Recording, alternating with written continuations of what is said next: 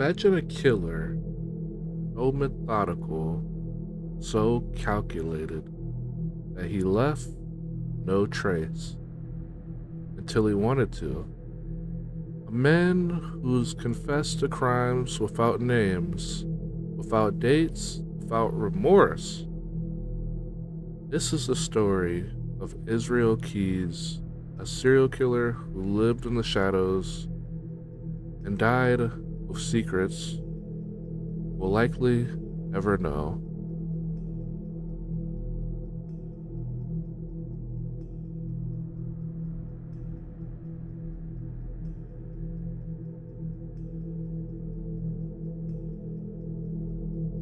Israel Keys was born in 1978 in Richmond, Utah. Raised in a strict, off-grid religious household, his childhood was isolated, even extreme. Later, he joined the U.S. Army, serving from 1998 to 2001. To his peers, he was quiet, even polite. But beneath that calm exterior, something was growing. A darkness that would later terrorize the country.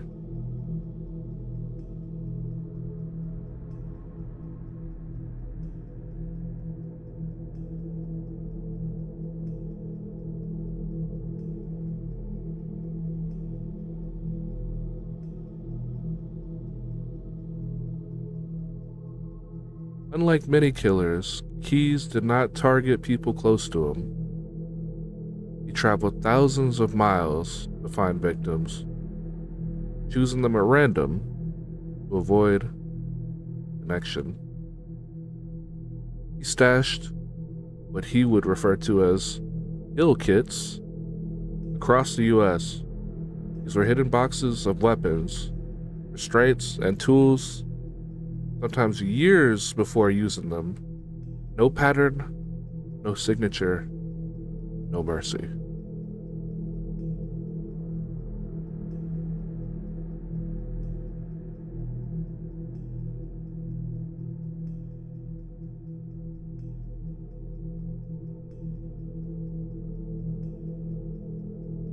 On the 1st of February, 2012, 18-year-old Samantha vanished from a coffee stand in Anchorage, Alaska. Surveillance footage shows a masked man abducting her at gunpoint. This man was Israel Keys. What followed was a twisted scheme. Kept her body, posed it days later to fake that she was alive, and demanded ransom from the family. By the time they had received the ransom photo, Samantha had been dead for weeks.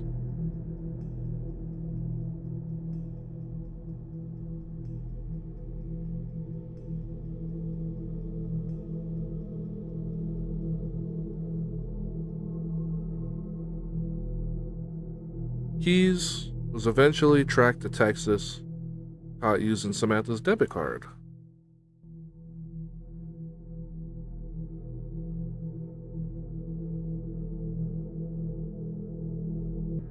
During the interrogation, he began to talk. Not much, but just enough to terrify investigators. He admitted multiple murders, but he refused to name the victims, or locations, or how many there really were.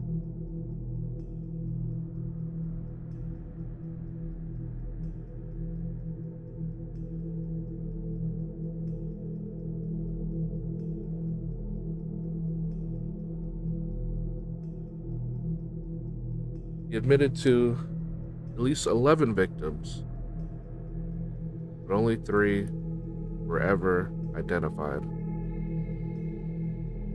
In December 2012, Israel Keys was found dead in his jail cell.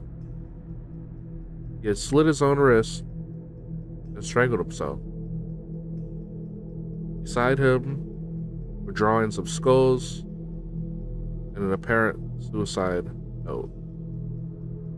With his death, the full scope of his crimes likely died too. No closure for most of the families, no justice for the unknown victims, just questions.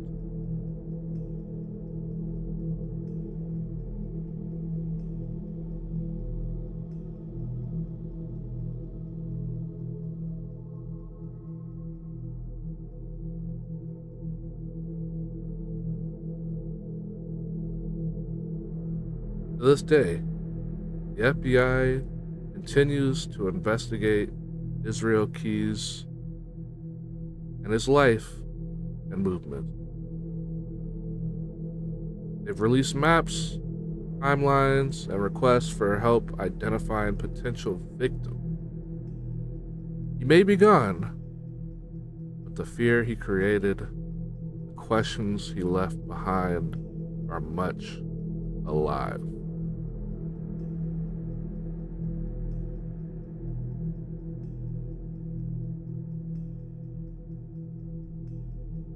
If you found this story chilling, you're not alone.